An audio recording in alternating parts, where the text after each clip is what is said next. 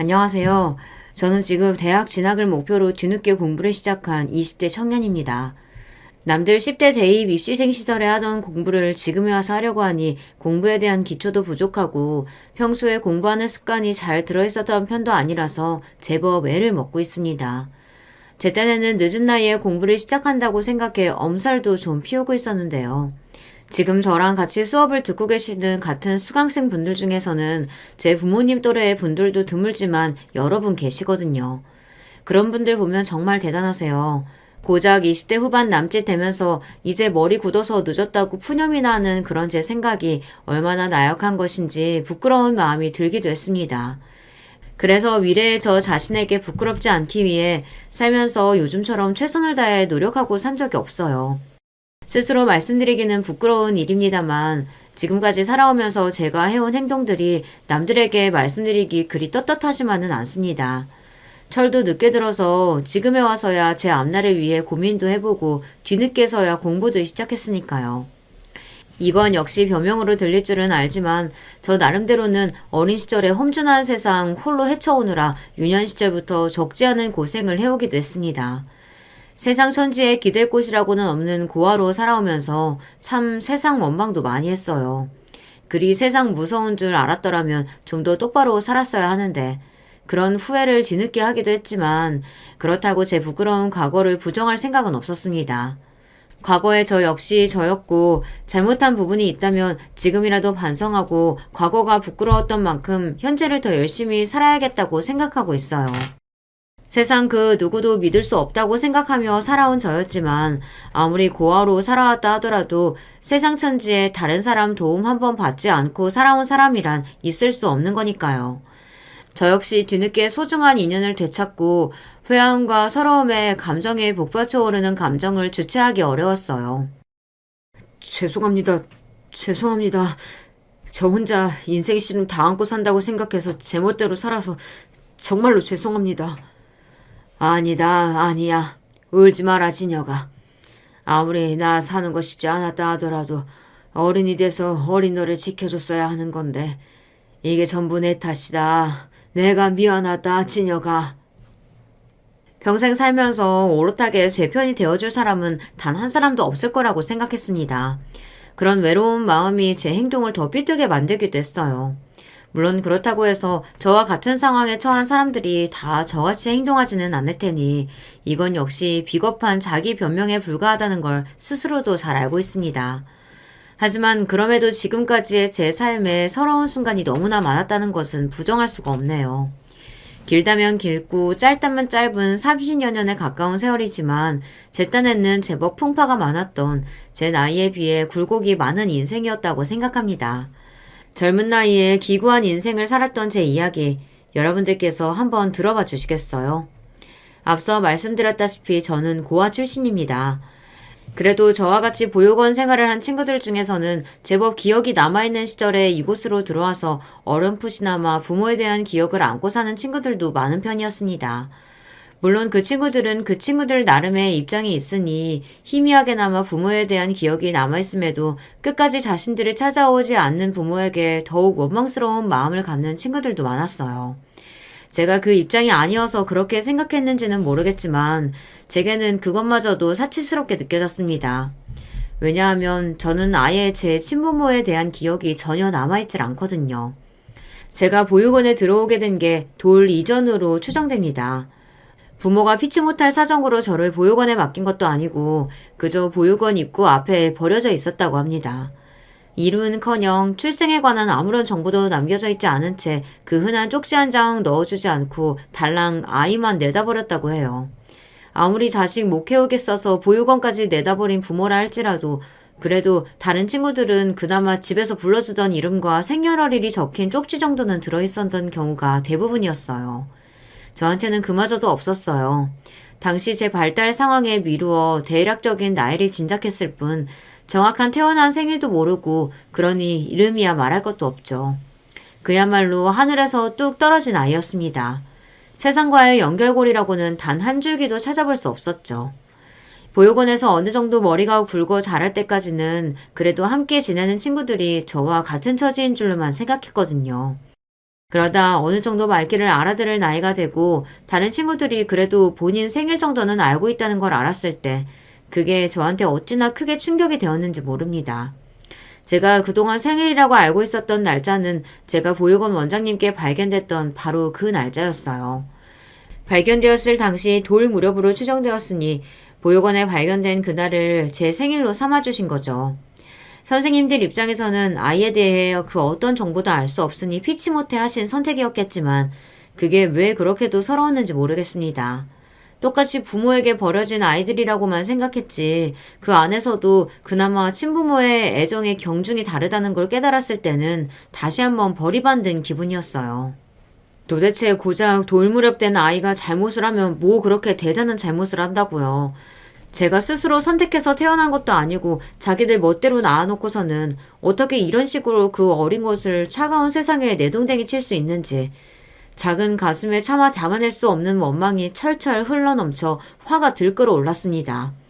어떻게 부모가 되어서는 자식에게 이름조차 남겨주지 않았는지 그래도 만 1살 무렵에 저를 버리기까지는 누군가는 저를 데리고 있었을 텐데 그 정도 클 때까지 이름조차 지어주지 않았던 건지 아니면 이름이 있음에도 대단한 애정 없이 붙여준 것이라 보육원에 버리면서도 남겨줄 가치조차 없다고 생각했던 건지 어느 쪽이라 하더라도 제게 씻을 수 없는 평생의 상처로 남겨질 수밖에 없는 일이었습니다. 그래도 그 사실 알기 전까지는 보육원 친구들 중에서는 제법 순한 편이었는데 버려진 보육원 친구들 사이에서도 저만큼 비정한 부모 밑에서 버려진 친구가 없다는 생각을 하게 되자 저도 모르게 삐뚤 마음이 자라나기 시작했습니다.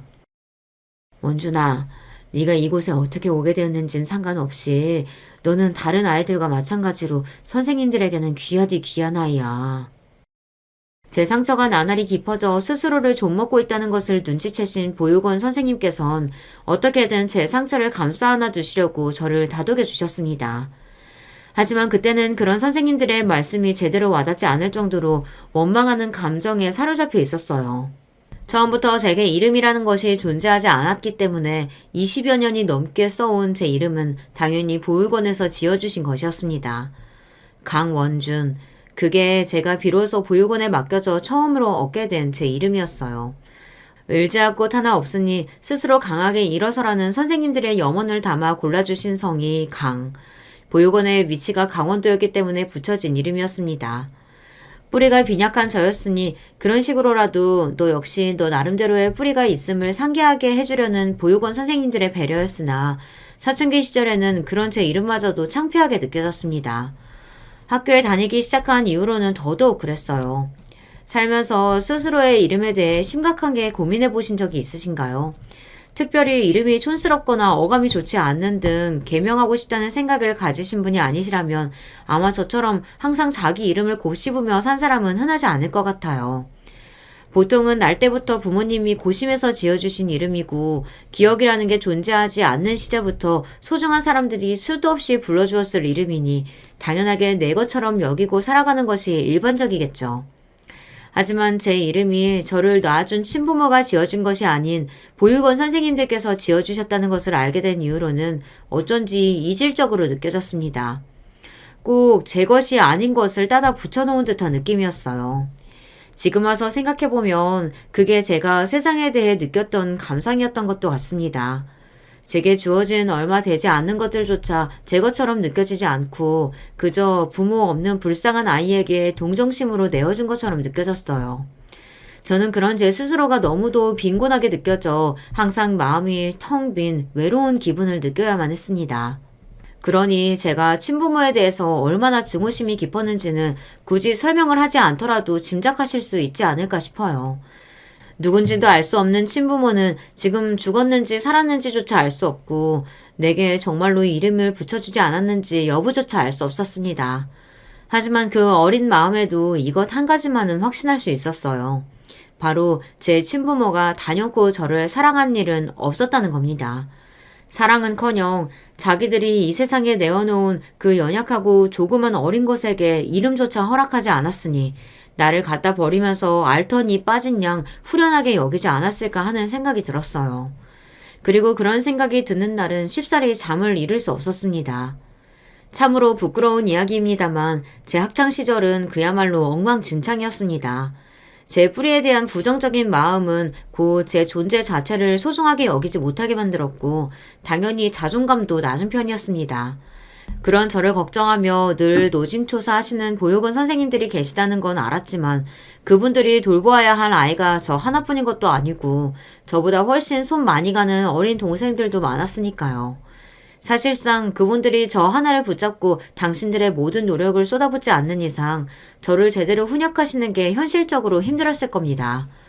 저는 저 나름대로 같은 학교에 다니는 다른 친구들처럼 사랑으로 나를 챙겨주시는 부모님 같은 존재가 없으니 내가 어떤 문제를 일으키고 다니든 저 같은 걸 신경 써주는 사람은 없을 거라고 생각했죠. 정말 철딱선이 없기 짝이 없는 말이었습니다만 어차피 부모 없어서 서러운 인생에 말 안 듣는다고 잔소리하는 부모 없다는 게 몇 안 되는 장점이라고까지 생각할 정도로 삐뚤어져 있는 마음이었습니다. 그나마 다행이었다면 그래도 제가 다른 사람이나 친구들 손찌검하거나 학폭 가해를 한 적은 없다는 정도였습니다. 그나마 인간으로서의 마지노선은 지켰다고 볼 수 있으니 지금 와서 생각하면 그것만큼은 천만다행이다 싶어요. 물론 그건 제가 선한 사람이라서 그랬던 것은 아니고 세상에 대한 분노와 원망으로 속이 가득 차 있었던 것 치고는 타고난 천성이 소심한 편이고 담이 작은 편이어서였을 겁니다. 도리어 질 나쁜 일진들의 타겟이 되어 학교 폭력의 피해자가 된 적도 몇 번 있었습니다만 그렇다고 제가 그런 질 나쁜 인간들과 어울려 다니지는 않았었고요. 물론 걔들이 저를 끼워주지도 않았을 테지만 말이에요. 그런 애들도 보면 자기들 생각하기에 쪽팔릴 만한 애들은 안 데리고 다니거든요. 저같이 돈 나올 구멍 하나도 없는 보육원에서 사는 꼬질꼬질하고 왜소한 남자애는 빵셔틀이라면 모를까 자기들 무리에 끼워줄 리 없었습니다. 물론 저도 그런 인간들하고까지 어울리고 싶지는 않았고요. 비록 학교에서 친한 친구라 할 만한 친구는 하나도 없었지만 말입니다. 그러니까 저는 반에서 그저 공기 같은 존재였습니다. 보육원 선생님들 걱정이 이만저만이 아닐 테니 가서 자리는 차지하고 있더라도 다른 친구들과 말 섞는 일도 거의 없었고요. 그러니 방과 후에 친구들과 어울려 노는 일 같은 것도 없다시피 했어요. 말 한마디 제대로 안 하면서도 얼굴 표정에는 못마땅한 기색이 덕지덕지 붙어있으니 한창 발랄할 그 시기 청소년들에게 제가 얼마나 음침해 보였겠습니까? 지금 와서 생각해보면 저도 저 같은 애랑은 친구하기 싫었을 거예요. 하지만 그것도 어느 정도 크고 나서 저 스스로를 돌아볼 수 있게 되었을 때나 깨달았던 거지. 그때는 그런 제게 아무도 다가오지 않는 건 역시 내가 별 볼 일 없는 고아니까 친하게 지낼 생각조차 없는 거겠지 하고 자조적으로 생각했습니다. 다른 친구들 역시 저처럼 어렸었는데 말입니다. 제가 반대의 입장이라 하더라도 저같이 마음의 문을 단단히 걸어 잠근 우물한 아이에게 먼저 다가가기란 쉽지 않을 일이었을 테니 말입니다. 그래서 반에서 꼭 한 명씩은 있는 온 반 아이들 사정 모두 참견해가며 두루두루 잘 어울리는 몇몇 친구들이 말을 걸어올 때 빼고는 교실에서 입 열 일도 거의 없었습니다. 당연히 학교 생활은 지루하고 재미가 없을 수밖에 없었어요. 출석은 했지만 가끔은 아프다는 핑계로 보건실을 간다고 거짓말하고 선생님들의 눈에 잘 띄지 않는 창고 뒤편이나 운동장 구석 같은 곳에 몸을 숨겨 시간 때우는 일도 적지 않았습니다. 소각장이나 그 외에 일진들이 우르르 잘 몰려다니며 담배 피울 만한 곳을 피하다 보면 크지 않은 몸뚱이라 할지라도 숨어있을 곳이 많지 않았어요. 그러다 보니 처음에 등교해서 아침에 담임 선생님에게 얼굴 도장은 찍더라도 그 이후 수업 시간에 슬금슬금 학교 건물을 빠져나와 근처 시내를 배회하거나 인적 드문 곳에 우두커니 서 있는 등 목적도 없이 돌아다니는 날들이 늘어만 갔습니다. 하지만 꼬리가 길면 금세 잡히는 법이죠. 학교 수업 시간에 교복 입은 학생이 홀로 주변을 배회하고 있으니 어른들 눈에 띄지 않는 게 더 이상한 일이었습니다. 머지않아 학교에까지 그런 제 소식이 전해졌어요. 당연히 담임 선생님을 비롯한 교무실이 발칵 뒤집혀졌죠. 선생님들끼리는 제 사정을 아름아름 다 알고 계셨으니 제가 잘못했다는 걸 알고 있었음에도 쉽사리 크게 꾸짖지 못하시더라고요. 수업 시간에 말도 없이 나간 거야 당연히 잘못한 거지만 그렇다고 해서 제가 나가서 비행을 저지른 것도 아니고 나쁜 친구들과 때를 어울려 다닌 것도 아니고 그저 홀로 배회하고 있었으니 말을 꺼내시기가 난감하신 것 같더라고요. 한창 사춘기 시절이라 예민할 시기이기도 했고 제 환경이 워낙 평범치 못하다 보니 걱정되는 마음에 한마디 꾸짖으려고 해도 제 마음에 상처가 될까 배려하시는 마음에 더 그러셨던 것 같아요. 하지만 그때 저는 어른들이라면 그저 다 밉고 꼬아 보였던 시절이었습니다. 다른 친구들에게 그렇듯 똑같이 야단을 치셨더라도 반항심이 불쑥 올라왔겠으나 유난히 제게 말 한마디 떼기 어려워하시는 것은 아무래도 제가 고아여서 더 그랬던 걸 테니까요.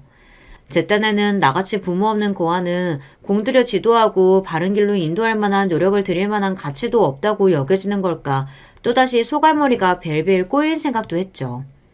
제가 먼저 잘못한 것에 대한 반성은 조금도 찾아볼 수도 없이 말입니다. 담임 선생님 호출에 헐레벌떡 달려오신 보육원 선생님께서도 할 말이 없으시기는 마찬가지였습니다. 아무래도 보육원 아이들이 자식을 가장 큰 사랑으로 감싸주실 부모님의 존재가 없는 아이들이다 보니 저보다 더한 사고를 치는 아이들도 더러 있었습니다. 이렇게 학교에 호출되어 쫓아오시는 데에는 이골이 나 계신 보육원 선생님들이셨어요. 그런 형들에 비하면 솔직히 저는 개 중에서 크게 사고를 치는 축에 들어가지도 않았습니다. 하지만 제가 보육원 친구들 중 그 누구보다 상처가 많은 아이라는 걸 알고 계신 보육원 선생님이셨어요. 저 같아도 저 같은 아이 다루기는 정말 쉽지 않았을 겁니다. 차마 다른 말씀은 못하시고 그래도 학생의 본분은 공부라며 다시는 이렇게 무단으로 학교 밖으로 나가는 일 없을 거라 약속하라는 당부만 받아내시는 보육원 선생님이셨어요. 저를 사이에 두고 서로 머리를 조아리며 사죄의 뜻을 전하는 담임 선생님과 보육원 선생님을 번갈아 쳐다보면서도 그분들께 죄송한 마음보다는 그저 이런 상황에서 벗어나고 싶다는 짜증스러운 마음이 먼저였습니다. 그런 걸 생각하면 저도 참 답이 없었던 놈인 것 같아요. 아무리 주변에서 노력하고 저를 좋은 길로 인도하려고 해주시더라도 시커멓게 타있는 속에 그런 좋은 어른들 해주시는 염려의 말씀은 귓등에도 와닿지 않았습니다. 그분들이 저를 안타까워하시는 마음은 생각지도 않고 그저 저를 얼른 자신을 책임에서 벗어났으면 하는 짐스러운 존재로 여기고 있다고만 생각했어요. 그만큼 세상에 대해 굳게 마음을 닫고 있던 저였습니다. 그분들도 사람이신데 아무리 지도해야 할 아이라 하더라도 아무리 조심스러운 마음으로 마음의 문을 열어보려고 노력해도 늘 한결같이 거부감을 표현하는 아이를 대하기가 쉽지 않으셨을 거예요. 어른은 뭐 사람이 아닙니까? 아무리 어린 학생이라고 하더라도 그렇게 긴 시간 동안 일방적으로 무시를 당하면 사람이 어떻게 지치지 않을 수가 있겠습니까? 그러니까 돌이켜 생각해보면 제가 저 스스로를 고립시킨 거나 다름없었습니다. 당연히 커서 무언가가 되고 싶다는 생각 같은 것도 없었어요. 이렇게 학교 생활에 소홀하고 교우관계며 인간관계가 거의 박살난 거나 마찬가지였는데 어디 공부라고 흥미가 있었겠습니까? 애초에 공부가 재미있었던 적도 없었고 머리가 좋은 편도 아니었고요.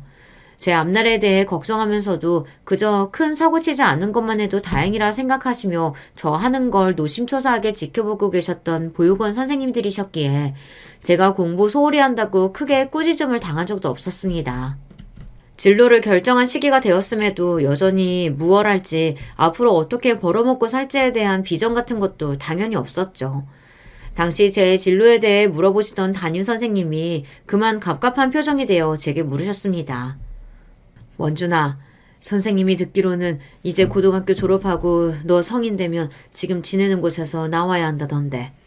그러면 정말로 이제 너가 홀로 서기를 준비해야 하지 않겠어?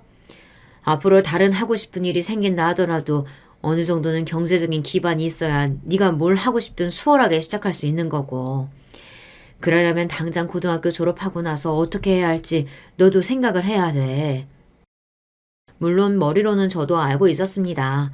이제 성인이 되면 독립에 필요한 약간의 국가지원금을 제외하고는 그야말로 빈손이나 다름없는 상태로 지내던 보육원을 나와야만 했습니다. 그나마 고아라고 이어지던 국가의 지원이 끊어질 날이 정말 목전으로 다가온 겁니다.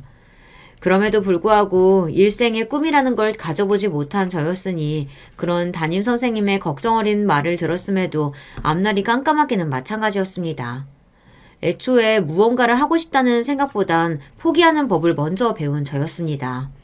어차피 나한테 선택권이 있는 일인가 싶기도 했고요. 내가 뭔가를 하고 싶다 한들 지원해줄 부모님이 있는 것도 아니고 그렇다고 남겨진 유산이 있는 것도 아닌데 어차피 제가 고를 수 있는 선택지라는 거야 뻔하지 않겠습니까? 기술을 배우든 해서 취업하는 거 말고 별다른 길이랄 게 없었죠. 그동안 공부를 놓으다시피 했으니 대학 진학이라는 것도 어불성설이었습니다. 지금부터 공부를 시작한다 하더라도 일찌감치 놓아버린 공부였기에 기초부터 다시 쌓아올린다 치면 남은 시간으로는 어림도 없었어요. 수능 시험 볼 생각조차 못하고 있던 저였으니까요. 그렇다고 다른 특출난 재주가 있어서 그런 걸로 특기생으로 대학을 갈 수 있는 것도 아니었고 애초에 대학은 저에게 딴 세상처럼 느껴졌습니다. 그런 건 집에서 성적표 받아올 때마다 잔소리하는 자식에게 관심 많은 부모님이 있는 가정에서나 가능한 이야기지 저 같은 환경에서 자란 사람들이 꿈꿀 수 있는 영역이 아니라고 생각했어요. 물론 저희 보육원 출신 중에서도 대학에 진학한 형이나 누나들이 덜어 있기는 합니다. 하지만 그런 형이나 누나들은 학교에서 흔히 볼 수 있는 대학 진학한 선배들보다 배는 되는 정말이지 피나는 노력을 해야만 했어요. 보육원이라는 게 애초부터 독방이라는 게 불가능한 환경입니다. 한 방에 아이들 여럿 몰아놓고 지내는 공동생활을 하는 환경이다 보니 학교에서 돌아와서 부족한 공부량을 채우려 한다 하더라도 그 환경에서 어지간히 다부진 마음을 먹지 않고서야 공부를 한다는 것 자체가 거의 불가능에 가까웠어요. 거기다 나이가 조금 차는 아이들은 아직 어른들의 손이 필요한 어린 동생들 생활을 도와주어야만 했습니다. 보육원 선생님들이 계신다고 하더라도 아이들 수에 비해 턱없이 부족했고 그분들은 항상 넘치는 일감에 시달리셔야 했으니까요. 그래도 저희도 인간이고 은혜라는 걸 아는데 저희 키워주신다고 그리 노고가 많으셨던 보육원 선생님들이 고생하시는 걸 나 몰라라 할 수 있는 상황은 아니었으니까요. 그러니까 그 형이나 누나들은 그렇게 평범한 가정에서 그저 수험생이라고 온 집안 식구들에게 떠받들리면서 공부에만 집중할 수 있는 환경 같은 건 꿈꿀 수도 없었죠. 그럼에도 불구하고 잠줄이고 귀한 시간 쪼개서 독하게 공부한 끝에 대학에 가게 된 거였어요. 저 같은 거랑은 비교할 수도 없을 만큼 성실하기도 했고 머리도 어릴 때부터 워낙 좋았고요. 그 정도로 기특한 형 누나들이니 보육원 후원을 통해 지원해주신 분들 덕에 대학에 갈 수 있었던 거였겠죠. 애초에 저한테 그 정도의 끈기라는 거는 존재하지 않았습니다. 그렇게 생고생을 해서 그리도 바라던 대학 진학을 할 수 없어 눈물을 머금고 보육원을 떠났던 형 누나들도 한둘이 아니었습니다. 그러니까 바란다고 다 이루어지는 것도 아니고 남들보다 비교도 되지 않을 정도로 피나는 노력을 해야만 겨우 남들 가지는 만큼 간신히 가질 수 있는 게 제 처지였습니다. 머리로는 얼른 취업해서 돈 버는 거 말고는 방법이 없다는 걸 알고 있으면서도 사실 취업해서 일하고 싶은 생각도 들지 않았습니다. 보육원에서 걷어주셔서 따뜻한 잠자리 마련해주시고 굶지 않게 해주신 것만 해도 감지덕지 해야 할 입장이었으니 넉넉한 용돈 같은 건 기대도 할 수 없는 상황이었어요. 그래서 학창시절에 아르바이트도 여러 번 경험해본 바가 있습니다. 학생에게도 챙길 거 제대로 챙겨주시며 양심적으로 장사하시는 업주분들도 많지만 아직 세상 물정 모르고 사회생활 경험이 미진한 어린 직원들을 만만하게 생각하고 어떻게든 알바비 안 주려드는 악덕 업주들 또한 많았습니다. 그런 인간들일수록 저처럼 부모나 믿을 만한 뒷뼈 없는 약자들은 기가 막히게 알아보는 법이죠. 알바하면서도 제대로 돈 못 받고 오히려 부모도 없는 근본 없는 새끼가 싹수 없게 돈만 밝힌다며 일은 일대로 하고 쌍욕은 쌍욕대로 먹는 경우도 다반사였습니다. 제 오랜 기성세대에 대한 원망과 분노는 사실 그런 인간들로부터 상당수 비롯되었습니다. 그렇다 보니 취업 자체에도 저도 모르게 공포심을 가지게 될 수밖에 없었죠. 나같이 배운 거 없고 할 줄 아는 거 없고 가진 거 하나도 없고 그렇다고 믿을 만한 어른이 주위에 있는 것도 아닌 사람이 취업을 한다고 한들 아르바이트 할 때 겪었던 수모를 겪지 않으리라는 보장이 없었으니까요. 그럼에도 불구하고 제게 선택의 여지가 없다는 것은 잘 알고 있었습니다. 결국 그렇게 미래에 대한 기대감이라고는 하나 없이 얼마 되지 않는 지원금을 손에 쥐고 고등학교 졸업과 동시에 보육원에서 나오게 되었어요. 얼마 되지 않는 단촐한 짐을 가지고 보육원을 나서는 제 손을 꼭 부여잡으며 보육원 선생님께서 말씀하셨습니다.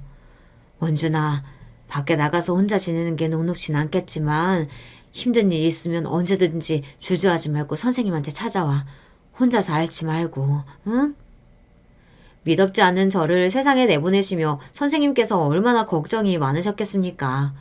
아직도 물가에 내어놓은 어린애 같은 저를 보내시는 보육원 선생님 눈가가 촉촉히 젖어 있었습니다. 저는 그만 창피하게도 눈물이 날 것 같아 선생님과 눈도 제대로 마주치지 못하고 그저 고개만 끄덕였습니다.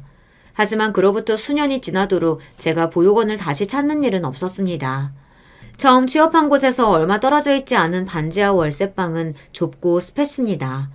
그나마 제가 가진 돈으로 제 한몸 누울 곳을 찾아냈다는 것만으로도 감지덕지였어요.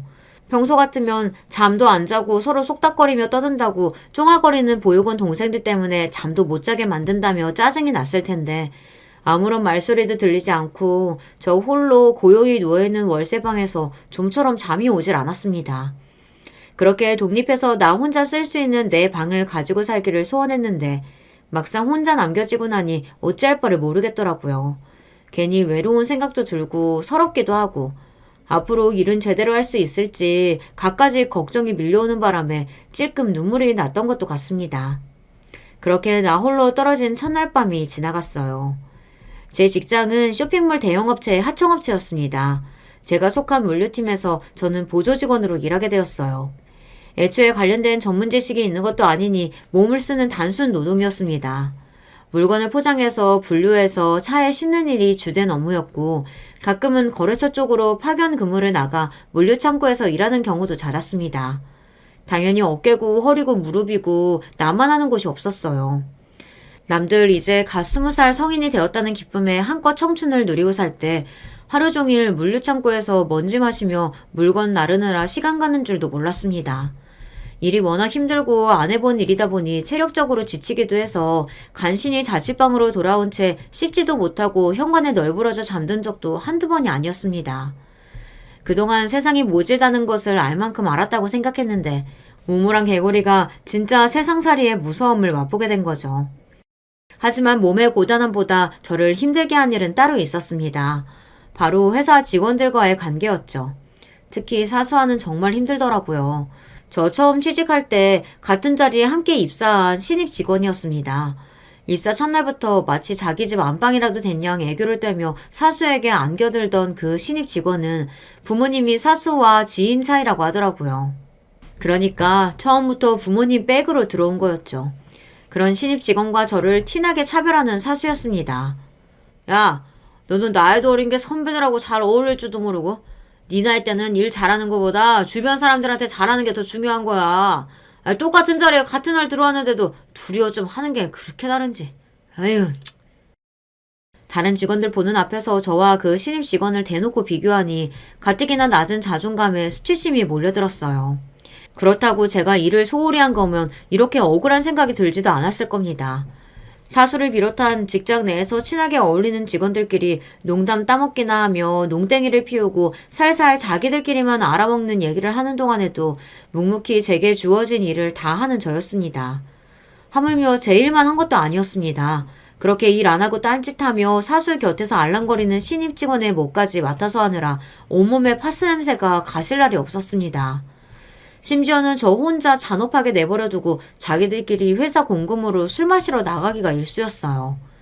저도 처음에는 몇 번 그런 자리에 낀 적이 있었는데 애초에 제가 술을 마셔본 적도 없었고 술을 좋아하는 편도 아니었어요. 어떻게든 회사에서 마음 안 맞는 사람들이라도 같이 어울려보겠다고 억지로 술을 들이붓고 토하기를 반복하자 저랑 놀기 재미없다며 그나마 데리고 가던 것도 빼놓고 자기들끼리 가버리곤 했죠. 못된 시어머니보다 말리는 시누이가 더 밉다는 말이 괜히 나온 건 아니었는지 그렇게 자기보다 한참 어린 직원에게 되지도 않는 심술 부리는 사수보다도 그 옆에서 알랑거리는 신입 직원이 더 얄밉게 느껴졌어요. 그렇게 거의 1년 반이 넘도록 제 일에다 그 인간들 뒤치다거리까지 해주며 감당하기 어려운 일들을 혼자서 소화해야만 했습니다. 그러던 어느 날 사내에서 물건 대금 치른다고 찾아둔 현금이 없어지는 바람에 회사 전체가 발칵 뒤집혔습니다. 저랑은 아무 상관도 없는 일이니 신경 쓰고 있지 않았는데 회사 분위기가 이상하게 웅성대더니 사수가 저를 범인으로 몰아가기 시작했습니다. 너 어제 잔업한다고 늦게까지 나와 있었잖아. 너 말고 그거 건드릴 놈이 어디 있냐 여기. 잔업도 저놈 술 처먹으러 간다고 그것까지 제가 해결하느라고 한 거였습니다. 제 일 떠넘길 것도 모자라 사람을 도둑놈 취급까지 하다니. 지금껏 고생해온 결과가 고작 이거라고 생각하니 부하가 치밀어 올랐습니다. 그래서 전에 없이 목소리를 높였어요. 아니에요. 나 회사에 그런 돈이 있는 줄도 몰랐어요. 왜 사람 증거도 없이 도둑으로 몰아요? 야, 하나를 보면 열을 하는 거지. 배운 것도 없는 게 모자랐다고. 평소에도 다른 직원들이랑 잘 어울리지도 않고. 너같이 음침한 놈 아니면 또 누가 이런 짓을 하냐고. 그러고 보니 너 보육원 출신이라고 하지 않았어? 사람을 억울하게 누명을 씌우는 것 좀 모자라 제 출신까지 들먹이다니. 저도 더는 참을 수가 없었습니다. 그거랑 지금 이게 무슨 상황인데요? 난 분명히 아니라고 했어요. 죄 없는 사람한테 말도 안 되는 소리로 뒤집어 씌우기나 하고 자기 일 남한테 떠넘기기나 하고 자기가 가져가 놓고 저러는 거 아니야? 당장 나한테 사과해요. 이놈이 진짜 미쳤나? 야, 너 말 다 했어? 지지 않고 대거래하는 저를 보고 적잖이 당황했는지 놈이 고래고래 소리를 지르며 저를 몰아가기 시작했습니다. 저도 억울한 마음에 바락바락 대들었지만 이미 회사에는 제 편 하나 없이 놈 편만 가득했습니다.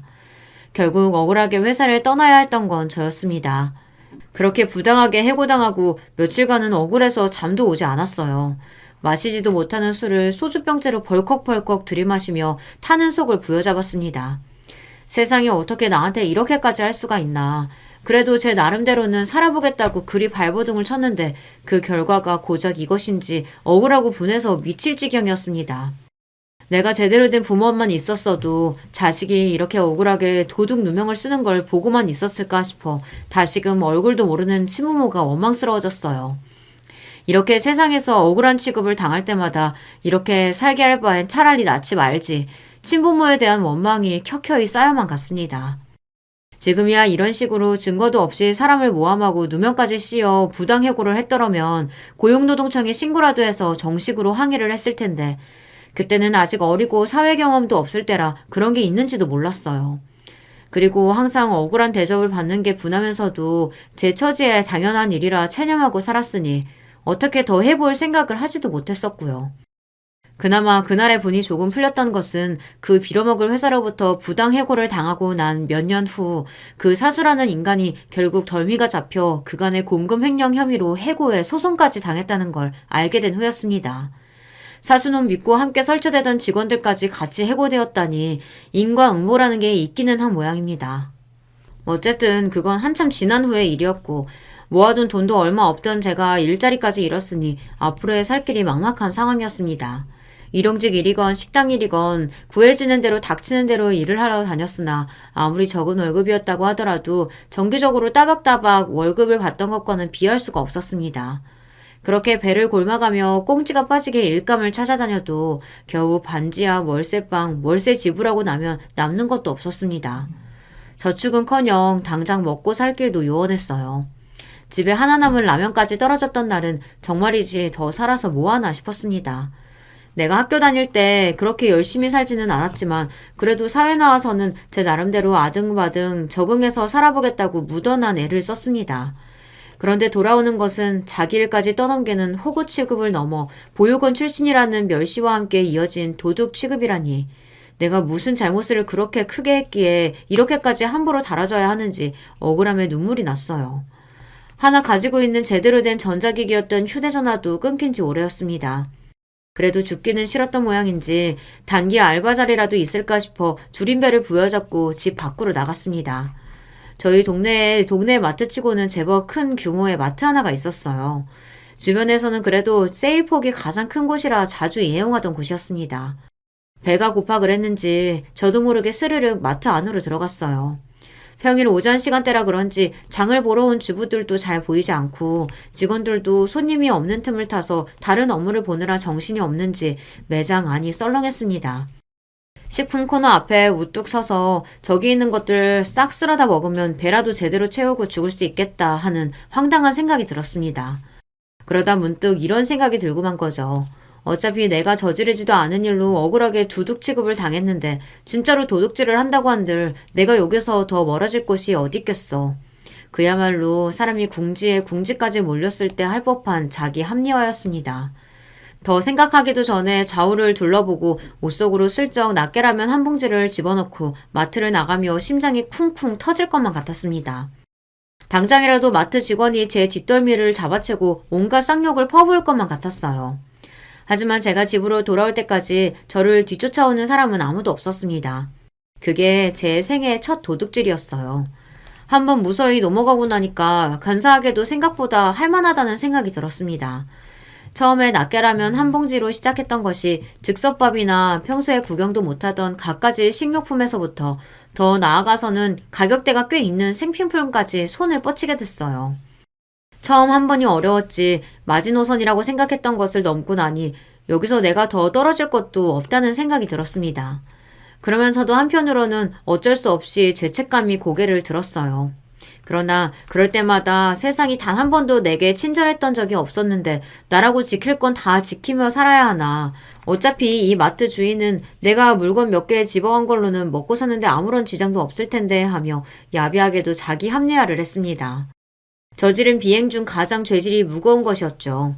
학창시절 공부에 소홀해하면서 수업을 빼먹고 밖으로 나돈 적이 있기는 하지만 직접적으로 타인에게 피해를 입히는 행위를 해본 것은 처음이었습니다. 이게 제 눈으로 남이 직접 손해를 보거나 상해를 입는 모습을 보는 게 아니어서 그런지 날이 갈수록 죄책감은 옅어져 갔습니다. 오히려 속으로는 내가 이렇게 물 흐르듯 자연스럽게 물건을 집어가도 아무도 모른다고 생각하자 마트에서 일하는 직원들이 바보처럼 느껴지기도 했습니다. 거기서 일하는 그 누구라도 남의 업장에서 도둑질이나 하는 저보다야 훨씬 더 가치 있는 삶을 살고 있었을 겁니다. 그럼에도 불구하고 그런 막대먹은 생각을 했던 걸 보니 한번 나쁜 길로 빠지기 시작하면 사람이 어디까지 망가질 수 있는 건지 그걸 일을 다 저지르고 난 지금에서야 깨닫게 되었네요. 당연한 말이지만 하루 이틀도 아니고 거의 몇 달간을 주기적으로 물건을 훔쳐왔는데 티가 나지 않는다는 게 더 말이 안 되는 소리였어요. 이건 역시 나중에 알게 된 것이지만 마트 측에서는 진작 제가 물건을 훔쳐간다는 걸 눈치채고 있었습니다. 직원들 눈과 CCTV를 피해서 움직인다고는 했지만 요령이라고는 없는 생기단만 초보 범죄자 주제에 무슨 수로 감시의 눈길을 모조리 피할 수 있었겠습니까? 결국 저는 몇 달을 눈 감아주었는데도 범행을 멈출 생각을 하지 않는 저를 더는 봐주지 않는 마추 측의 신고로 현행범으로 경찰에 붙잡히게 되었습니다. 그래도 진짜 경찰에게 잡혀보는 것은 처음이라 그런지 갈 때까지 간 막장 인생이라 스스로를 폄하했음에도 그때는 정말로 겁이 나더라고요. 제가 지은 죄는 알고 있어서 차마 반항도 하지 못하고 온몸이 굳어 유치장으로 들어갈 때는 이제 내가 하다 정말로 범죄자가 되는구나 하는 생각에 눈앞이 시커멓게 꺼져 들어가는 기분이었습니다. 네, 저도 알고 있습니다. 아무리 제 딴에 억울한 일이 있었다고 하더라도 그걸 다른 사람에게 화살을 돌리고 남에게 피해를 끼쳐서는 안 되는 일이었죠. 당연히 제가 저질러서는 안 되는 짓을 벌였다는 것은 그때도 이미 알고 있었습니다. 그럼에도 불구하고 이기적으로 저만 생각해서 그런 짓을 벌였으니 정말이지 변명의 여지가 없습니다.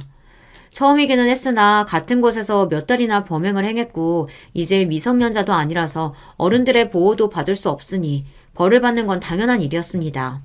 며칠간 유치장에 머물다 구치소로 옮겨졌을 때는 내 인생이 이대로 끝내 끝나는구나 하는 절망에 휩싸여 있었어요.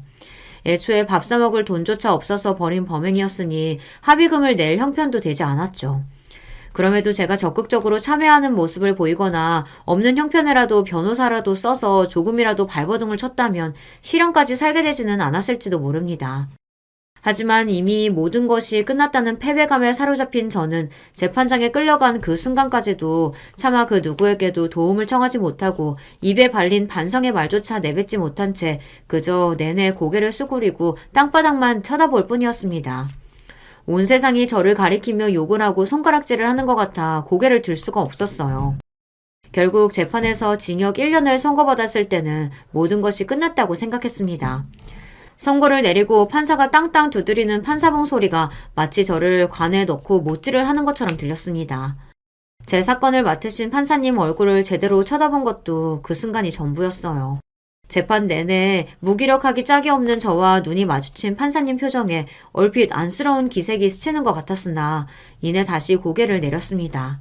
설마 하니 저렇게 잘 배우신 사회 지도청인 판사님이 저 같은 것을 가여할 거라고는 생각지 않았습니다. 분명 저와는 달리 좋은 환경에서 훌륭한 교육을 받으며 자라온 사람이겠거니 이런 일이 아니고서야 나 같은 사람과 마주칠 일도 없는 사람이겠다. 그 절망적인 상황에서도 잠깐 그렇게 생각했던 것 같습니다. 그렇게 저의 복역이 시작되었습니다. 교도소 안에는 저 같은 피라미와는 비교도 될 수 없을 만큼 흉악한 범죄를 저지르고 거친 인생을 살아온 범죄자들이 많았습니다. 저도 모르게 몸을 사릴 수밖에 없었어요. 원래 타고난 성격 자체가 남들 앞에서 튀는 걸 좋아하는 성격이 아니다 보니 그저 자범뿐인 저는 안에서 교육 열심히 받고 묵묵히 봉사시간도 채우며 형기를 지내고 있었습니다. 당연히 면회오는 사람 하나 없었습니다. 저보다 더 질이 안 좋은 사람들도 간간히 면회오는 사람들이 있던데 제 인생은 참 인간적으로 빈곤하다는 생각이 들더군요. 저 여기 들어온다는 소식을 차마 전할 수 없어 제 걱정을 많이 해주셨던 보육원 선생님과 고3 담임 선생님께는 연락드릴 생각조차 할 수 없었습니다. 그분들 생각하면 저는 그야말로 죄인이었어요. 나가서 올바로 살지는 못할 망정 몇 살 되지도 않은 나이에 전과자까지 되다니. 가끔은 그분들마저 저를 비난하고 침을 뱉는 악몽에 몸서리치며 깨어나기도 했어요. 그래서 제게 면회 신청이 들어왔다는 소식을 들었을 때 반가운 마음보단 의아한 마음과 두려움이 앞섰습니다. 서류에 적혀있는 작성자 이름은 생전 처음 듣는 것이었어요. 도대체 나 같은 사람을 찾아올 이유가 뭐가 있는지 의아했으나 1년의 징역이 거의 끝나가는 시점에서 처음으로 저를 찾은 사람이었습니다. 호기심이 생기지 않을 수 없었죠. 결국 두려운 마음을 안고 면회실로 나갔어요. 반대편에 앉아있는 중령의 신사는 어딘가 낯이 익었습니다. 순간 뻗뜩 떠오르는 이름이 하나 있었어요.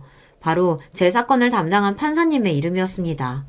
네, 저를 보겠다고 찾아온 사람은 무려 제 사건을 담당했던 바로 그 판사님이셨습니다.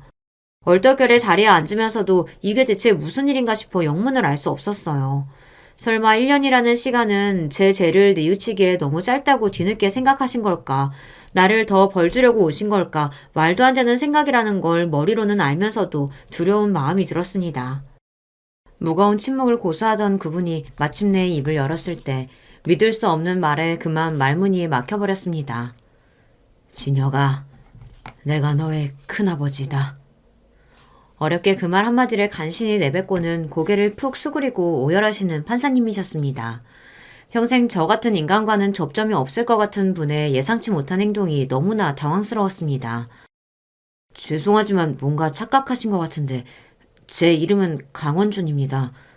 아니야, 네 진짜 이름은 진혁이다. 정진혁. 그렇게 생각지도 못한 순간에 알게 된 제 출생의 비밀은 이러했습니다. 제 친모에게 장애가 있다는 이유로 결혼을 극렬히 반대하신 조부모님과 인연을 끊고 살았다는 친아버지셨습니다. 판사님과의 나이 터울이 있어 그때 그분이 고작 중학생이셨다고 합니다. 뒤늦게 사고로 제 친부모님이 세상을 떠났다는 걸 알게 되었을 때 이미 저는 온데간데 없이 자취를 감춘 후였다고요. 형님께서는 그 자리에서 즉사하시고 형수님도 건강이 많이 안 좋으셨다고 하더구나. 아마 정상적인 인지 능력을 잃으셨을 거다. 만신창이가 된 몸으로도 자신의 삶이 얼마 남지 않았음을 직감한 어머니께서 그 정신없는 와중에도 저를 보육원 앞에 데려다 놓으셨단 겁니다. 제 부모님이 사시던 곳이 고작 차로 제가 자란 보육원과 10분 거리였단 걸 알았을 때는 허탈함이 몰려왔습니다. 결혼 전에 형수님이 부모님께 워낙 호되게 당하셔서 차마 우리한테 맡길 생각은 못 하셨던 모양이야. 그래도 그렇지. 내가 조금만 너를 더 빨리 찾아냈더라면 네가 이런 곳에서 고생하는 일은 없었을 텐데. 고작 중학생 나이에 뭘 어쩔 수 있었겠습니까? 그럼에도 제게 사죄하시는 그분을 보니 그만 수치심이 몰려왔습니다. 생각지도 못하게 제 혈육을 드디어 만나게 되었는데 그게 감옥에 갇혀있는 꼴이라니요. 그것도 제 작은아버지라는 분이 절도로 제게 징역을 선고하신 분이라니. 바닥까지 떨어졌다고 생각한 제 삶이 더욱 진창으로 빠지는 느낌이었습니다. 그제야 저는 제가 저질렀던 죄의 무게를 깨닫고 수치심에 그만 그분 앞에서 엉엉 울기 시작했어요. 죄송해요. 고작 이런 모습밖에 못 보여서 이렇게밖에 못 살아서 정말 죄송합니다. 진혁아, 울지 마라. 물론 네가 잘했다는 건 아니지만 그동안 네가 어떻게 살았는지 알아보니 차마 내가 내게 뭐라고 할 자격이 없더구나. 재판장에서 너 처음 보고 꼭 형님이 걸어 들어오는 것만 같아 설마 하면서도 이런 식으로 널 보게 될 거라고 상상조차 못해서 내가 망설이는 바람에 널 더 고생시켰다. 너한테도 갑작스러운 일이겠지만 이제부터라도 작은 아버지로서 내가 할 수 있는 건 다 해주고 싶구나. 저는 제 친부모가 저를 미워해서 이름조차 남겨주지 않고 저를 갖다 버린 줄로만 알았어요. 세상에 제 편 들어줄 사람은 아무도 없는 줄 알았는데 저 같은 인간 포기하지 않고 찾아주셔서 그것만으로도 정말 감사합니다. 감사합니다. 온몸에 수분이 다 빠져나가도록 울고 또 울었습니다. 젊은 나이에 그 어린 피덩이 두고 세상을 떠나셨다는 제 친부모님이 불쌍해서 평생을 잃어버린 손자 찾겠다고 고생하시다 결국 몇 해 전 눈을 감으셨다는 친조부모님이 안타까워서 평생을 버려진 사람이라 생각하고 방황하다 결국 여기까지 이른 저 스스로가 불쌍하고 동시에 한심스러워서 좀처럼 눈물이 멈추지 않았습니다. 그렇게 제 처지에 차마 손조차 잡아볼 수 없는 처음 만난 피부치와 한참을 더 울었어요. 출소 후에 감사히도 저를 걷어주신 것도 작은아버지셨습니다. 제게 최선을 다하겠다는 약속을 그분께서는 지켜주셨습니다. 저와 함께 제 새로운 미래를 고민해 주신 것도 대학에 갈 수 있도록 도와주신 것도 작은아버지셨어요. 친조부모님께서 제게 남겨주신 유산 덕분에 급한 불도 끌 수 있었습니다. 출소 후에는 제가 절도를 했던 마트를 찾아가 제가 손해를 끼친 것 이상으로 직접 배상을 한 후 진심으로 용서를 빌었습니다. 제가 직접 찾아갈 거라고는 예상하지 못하셨는지 당황하시면서도 감사하게도 제 사과를 받아주신 마트 사장님이셨어요. 제가 사회복지사로 제 진로의 가닥을 잡은 건 역시 그동안 제가 살아온 삶의 경험을 토대로 한 것이었습니다. 저처럼 세상에 홀로 남겨졌다는 절망감에 빠진 아이들 중 단 한 사람이라도 구해낼 수 있다면 그보다 더 보람찬 일은 없을 것 같습니다. 지금은 작은아버지와 함께 제가 자란 보육원에서 정기적으로 봉사활동도 하며 지난날의 제 과오를 반성하며 조금이나마 나은 인간으로 살아가기 위해 애쓰고 있습니다. 아직 갈 길이 멀다는 걸 압니다만 그래도 이제 혼자 남겨질 일은 없다는 생각을 하면 견딜만 합니다. 기구했던 제 인생 이야기는 이쯤에서 마무리할까 합니다. 아직 한참 부족한 저이지만 여러분께서 마음속으로나마 응원 한마디씩 해주신다면 더할 나위 없이 힘이 될 것 같아요. 제 살아온 이야기 마지막까지 들어주셔서 정말 감사드립니다. 안녕하세요. 저는 50대 후반 여성입니다. 저는 딸 하나를 둔 전업주부입니다. 남편은 대학병원 교수예요. 저는 간호사였는데 남편이랑 병원에서 만나 결혼을 했습니다. 딸아이는 자기 남편을 따라 의사가 됐어요. 지금은 개원에서 집 근처에서 피부과를 하고 있습니다. 이렇게 나열만 하면 제법 성공한 삶인 것 같아 보이죠. 하지만 저에게는 벗어날 수 없는 악몽 같은 과거가 있어요. 사실 그것 때문에 간호사 일도 그만두게 된 겁니다. 한쪽 다리가 살짝 불편하거든요. 그건 어렸을 때 일어난 일 때문이고요. 처음에는 잘 따라갈 수 있을 거로 생각했는데 제 불편함 때문에 더 큰 불편함을 감수해야 하는 사람들이 많다는 것을 깨닫고는 일을 그만뒀어요. 그때 남편과는 연애 중이었는데 남편은 그런 제 사정을 알고 정말 안쓰러워해줬거든요. 그래서 병원을 그만두고 얼마 되지 않아 바로 결혼했습니다. 일 그만두고 난 뒤 제가 들어야 할 소리와 쓸데없는 고민들을 덜어주고 싶었던 것 같아요.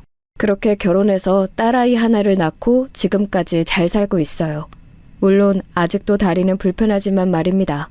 다리가 불편한 건 40년 이상 겪어온 일이기 때문에 이제는 적응해서 사실 크게 불편함을 느끼고 살지는 않아요. 하지만 간혹 제 다리를 보고 있으면 그때 그 일이 떠올라 괴롭습니다. 제 다리를 이렇게 만든 그 사건 말입니다. 이제 그 사건에 대해 이야기해 드려야겠죠. 저는 40여 년 전 아주 끔찍한 괴롭힘을 당했습니다. 지금 흔히들 이야기하는 그 학교폭력이요. 지금이야 그런 짓을 하면 처벌도 받고 욕도 먹고 하지만 우리 시절에는 그런 게 있었나요 어디. 그냥 괴롭히면 괴롭힘 당하고 맞으면 맞는 거였죠. 어른들에게 이야기할 생각조차 하지 못하고 괴롭힘 당한 날은 오히려 제가 부끄러워서 숨던 그런 시절이었으니까요. 이유 없이 저를 괴롭히던 그 친구의 이름은 은이었습니다. 왜 저를 그렇게 마음에 들어 하지 않았는지는 모르겠지만 아마 그 친구가 좋아했던 남자 선배가 저랑 친하다는 이유였을 거예요. 그 선배 엄마랑 저희 엄마가 아는 사이였어서 어릴 때부터 친했거든요. 처음에는 도시락을 몰래 버리거나 운동화를 숨겨두거나 하는 것 같이 어떻게 보면 소소한 괴롭힘이 그 오빠가 졸업을 하고 난 뒤 점점 더 심해졌습니다. 나는 저거 표정이 진짜 마음에 안 들어. 은희는 언제나 별 감정 없어 보이는 제 표정이 마음에 들지 않는다 그랬습니다. 그녀의 괴롭힘은 점점 더 심해졌습니다. 가만히 있는 저에게 물을 끼얹고 지나가는 사람 발을 걸어 넘어뜨리는 건 진짜 아무것도 아니었어요. 어느 날은 교련 시간이 끝나고 옷을 갈아입을 때 일부러 문을 열어 모두가 다 보게 한 적도 있습니다. 속옷을 입고 있긴 했지만 그 시절에는 그게 너무 수치스러운 일이었거든요. 한동안 고개를 들고 학교를 다닐 수 없었던 적도 있어요. 그게 트라우마가 되어서 저는 지금도 집에 혼자 있어도 문을 잠그고 옷을 갈아입습니다. 40년이 지나도 제 안에 여전히 그때의 상처가 남아있어요. 나 좀 그만 괴롭히면 안 돼? 내가 왜 그래야 하는데? 누군가를 괴롭히는 건 못된 일이잖아. 나한테 지금 도덕 수업 하겠다는 거야? 너 되게 웃긴다. 하고서는 깔깔 웃더군요. 그 이후 은희의 괴롭힘은 더 심해지고 집요해졌습니다. 제가 다리가 불편해진 그 이유도 바로 은희 때문이었어요. 은희가 너 보고 뒤뜰로 나오래. 이번에는 어떻게 괴롭힐지 몰라 그냥 집으로 가려던 때 그 친구가 저를 잡아 세우더군요. 안 오면 10배로 더 괴롭힌다는 말도 전화했어. 그 말에 어쩔 수 없이 뒤뜰로 나갔습니다. 그러고는 평생 잊을 수 없는 악몽 같은 일을 겪었어요. 은희와 함께 어울려 다니던 몇 명의 무리들이 모여 있었습니다. 무슨 일이야? 요 앞에 가서 술 좀 사와. 나 교복 입었어. 그게 뭐? 교복 입은 사람한테 누가 술을 팔아? 그건 네가 알아서 할 일이지. 그걸 나한테 물어보면 어떡해? 주변에서 자신을 따르는 친구들을 의식해서인지 은희는 평소보다 더 세게 나왔어요. 그렇게 말하며 제 뺨을 때렸습니다. 제가 놀라서 뺨을 감싸쥐고 있자 웃으며 말하더군요. 더 맞기 싫으면 얼른 가서 사와, 술. 저는 맞은 충격과 또 서러운 마음에 눈물이 맺힌 눈으로 은희를 보며 말했어요. 나 돈도 없어. 그때 뒤에서 은희의 친구 중 하나이가 말을 보탰습니다. 뭐야, 네 말이라면 중용 신용도 한다더니 그것도 아니네? 이은희 많이 죽었다, 많이 죽었어. 그 친구의 말에 은희의 눈이 번뜩였어요. 지금 생각해보면 거기서 그런 소리를 듣는 게 자존심이 많이 상했던 것 같습니다. 자기 말이라면 껌뻑 죽는다고 허세라는 허세는 다 부려놨는데 이래서 안 된다, 저래서 안 된다고 하면서 제가 버티고 서 있었으니까요. 은희는 그 말을 듣고 화가 많이 난 것 같았어요. 다시 한번 이번에는 아까 때렸던 반대편 뺨을 세게 내리쳤습니다. 짝 하는 소리와 함께 제가 넘어졌어요. 얼마나 세게 내리쳤던지 그 힘에 제가 휘청인 겁니다. 진짜 이게 돌았나? 자꾸 말대꾸 할래? 어? 사오라면 닥치고 가서 사올 것이지 왜 이렇게 혓바닥이 길어? 그렇게 말하며 은희는 인정사정 없이 제 온몸에 발길질을 해대기 시작했습니다. 새하얗던 교복이 은희의 신발에 시커멓게 변하고 온몸에 발자국이 생길 때까지 그녀의 폭력은 계속되었어요. 그러다가 제 무릎 쪽을 발로 세게 내리쳤는데 그 순간 제 눈에 별이 보였습니다. 그런 고통은 태어나서 처음 겪어봤어요. 제가 다리를 붙잡고 자지러지자 그제서야 뒤에 친구들이 심각성을 느끼기 시작했는지 은희를 뜯어말리기 시작했습니다. 그거 놔봐! 야, 이러다 진짜 경찰 와! 너 한 번만 더 걸리면 강제 전학인 거 몰라? 그 말에 씩씩거리던 화를 멈추고서는 다리를 부여잡고 있는 저를 향해 말했습니다. 진짜 잘해라, 죽고 싶지 않으면. 은희는 그렇게 말하고선 돌아섰어요. 저는 그곳에 다리를 부여잡고 한참을 누워 있었습니다. 겨우겨우 일어나 10분 거리를 1시간이 넘게 걸려갔어요. 그리고 집에 도착해 다리를 봤습니다. 정말 말도 안 되게 퉁퉁 부어 있더군요. 아마 바로 치료를 했으면 나았을 수도 있는데 미련하게 그날은 다음 날이 되면 괜찮아질 줄 알고 이악 물고 참았던 것 같아요. 하지만 다음 날이 되니 다리는 더 퉁퉁 부어 있었고 놀란 부모님을 따라 병원에 갔습니다. 어딜 어떻게 넘어졌길래 다리가 이 모양이 돼요? 넘어졌다고 거짓말을 했거든요. 부모님이 걱정하실까봐 말입니다. 왜요? 크게 문제가 생겼나요? 엄마가 걱정스러운 말투로 물었고 의사 선생님이 인상을 쓰고는 대답했어요. 이거 지금 당장 수술 받아야 해요. 안 그러면 평생 못 걸을 수도 있어요. 그 자리에서 바로 입원 절차를 밟고 다리를 수술했어요. 저는 병원에 꼬박 2달을 누워 있었습니다. 그러는 동안 학교에는 제가 은희에게 맞아서 입원을 했다는 소문이 파다하게 돌았다고 하더군요. 선생님이 병원으로 와 그게 사실인지 물었습니다. 네. 은희가 강제 전학을 가게 될 수도 있다는 말을 들었던 게 기억이 나서 그냥 맞다고 했어요. 선생님은 곤란한 얼굴을 하셨고 엄마는 노발대발 하셨습니다. 그런 애랑 학교를 어떻게 더 다니게 해요? 경찰에 당장 신고를 해야겠어요. 어머님 진정하세요. 저희가 조치를 꼭 취하겠습니다.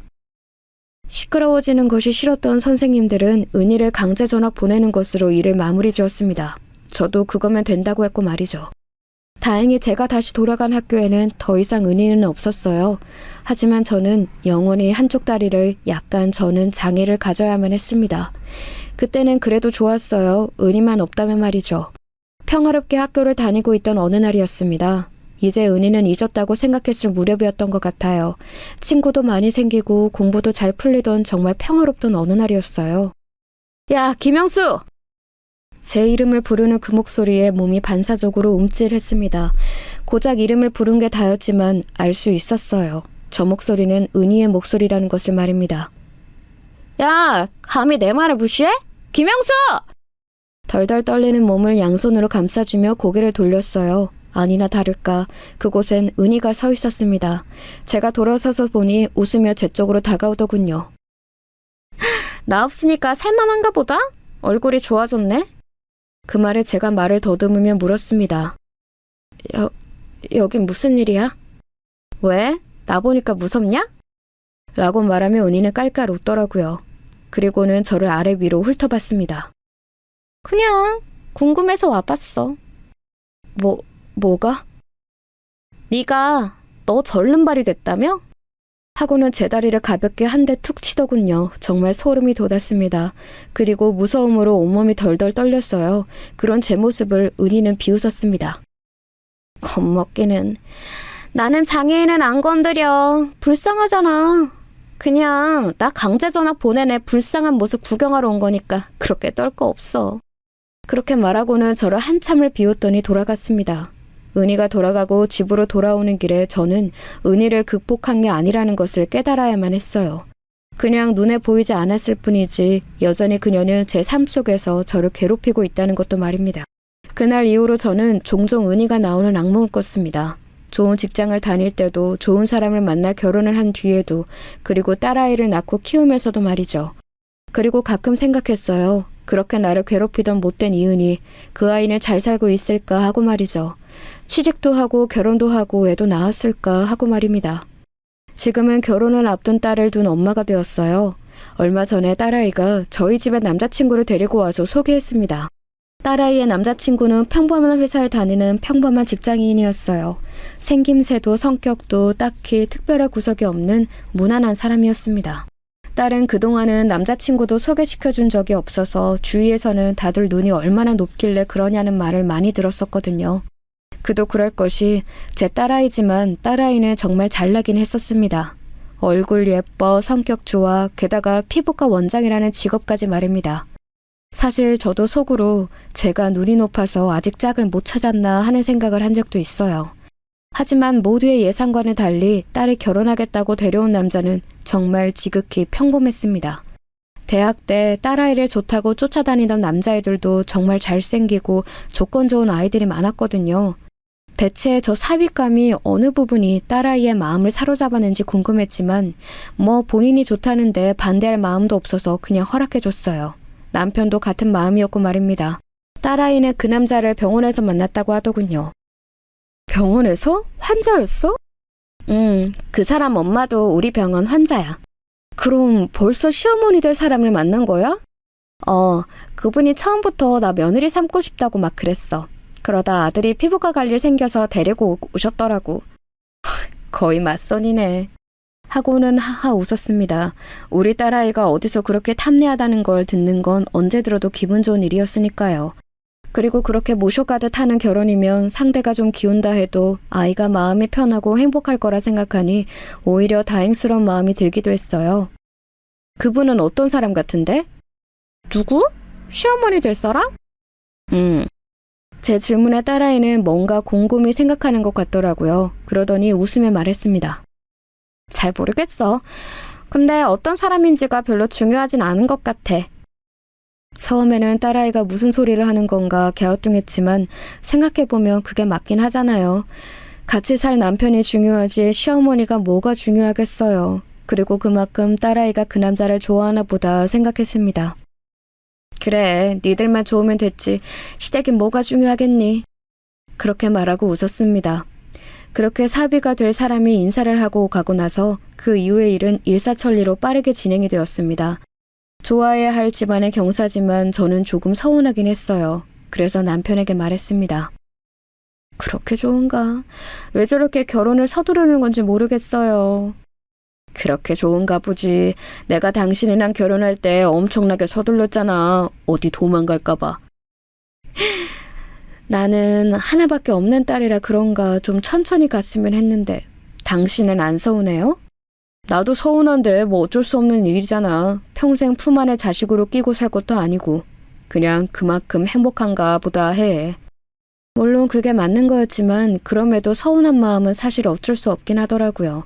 그래서 남은 시간 동안 아이와 더 많은 시간을 보내기로 했습니다. 쇼핑도 나랑 같이 다녀. 무슨 쇼핑? 새 살림 차리려면 사야 할 게 한두 개가 아니잖아. 예단이며 혼수며 다 준비해야 하고 엄마랑 다 같이 해. 제 말에 딸이 웃더군요. 그런 건 하나도 걱정하지 않아도 된다는 얼굴로 말입니다. 그냥 그 사람 지금 집에 들어가서 살기로 했어. 인테리어나 가구 같은 것도 따로 안 사고 예단이나 혼수도 다 안 할 거야. 그 집이 많이 힘들어? 응?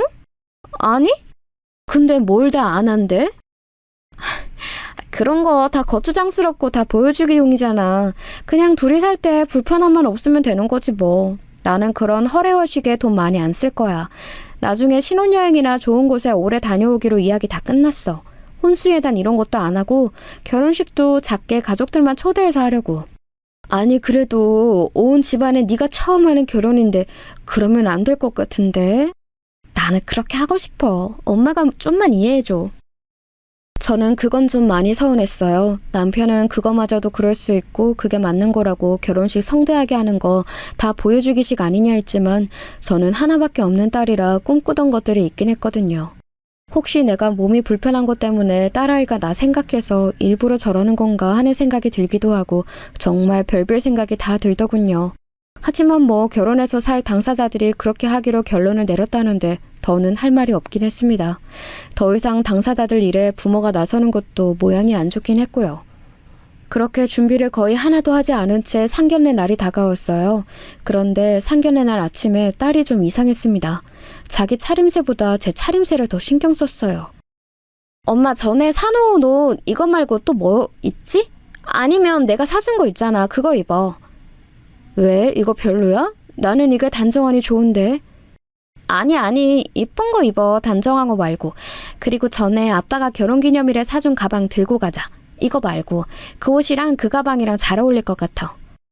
네 상견례인데 엄마 옷에 이렇게 신경을 쓰는 거야? 왜? 엄마 안 이뻐? 제가 농담을 하든 모르니 딸이 정색을 하며 이야기하더군요.